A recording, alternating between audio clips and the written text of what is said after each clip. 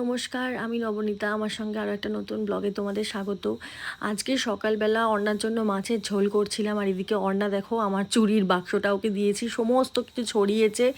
আর তারপরেই আবার চলে এলাম। তোমরাও এরকমভাবে মাছের ঝোল করতে পারো।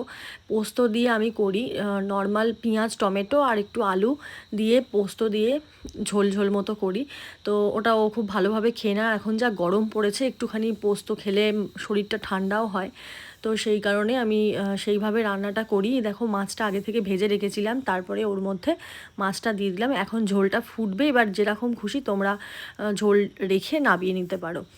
এবার দেখো অর্ণাকে এই যে রিসলেটটা ও হাতে পেয়ে গেল, এই বাক্সটা খুলে।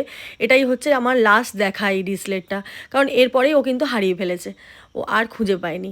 তারপরে দেখো ওকে আরও কিছু গার্ডারগুলো নামিয়ে দিয়েছিলাম, সেগুলো আবার খুলছিল।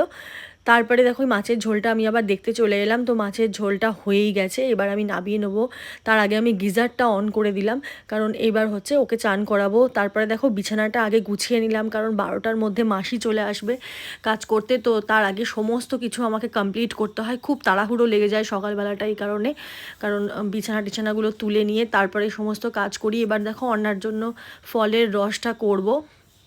তো ফার্স্টেই গরম জল দিয়ে ওর হচ্ছে এই বোতলগুলো সমস্ত কিছু ধুয়ে নিচ্ছিলাম, যেগুলোতে করে ও খাবে। তারপরেই দেখো মুসম্বি লেবুগুলো দিয়ে ওর রসটা করে দিলাম।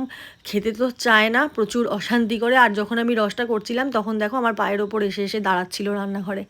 তারপরে দেখো মাছের ঝোলটা কমপ্লিট হয়ে গেছে, এখানে আমি নামিয়ে নিলাম। আর ও কোলে উঠে পড়েছে, এখন ওকে নিয়ে আমি কী করে রসটা করব জানি না। তাও দেখো আমি রসটা ঢেলে নিলাম ওকে কোলে নিয়েই। এইবার হচ্ছে রসটাকে ভালোভাবে চিপে চিপে নিয়ে নিলাম।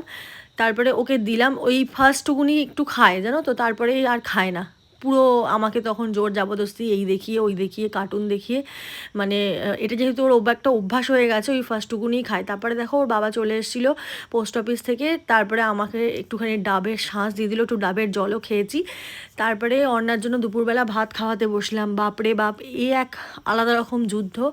তো এই যুদ্ধের জন্য প্রস্তুত হয়ে গেলাম, কার্টুন ফাটুন চালিয়ে টিভিতে ওকে বসলাম ভাত খাওয়াতে। তো তোমাদের দুপুরটা কীরকমভাবে কাটলো আমাকে জানিও। আমার তো এইভাবেই দিনগুলো কাটছে, প্রচণ্ড বিজি থাকছি সকালের দিক থেকে। তো মারাত্মক বিজি থাকি, মানে কেউ ফোন করলেও ফোন তুলতেই পারি না, প্লাস দেখতেও পারি না।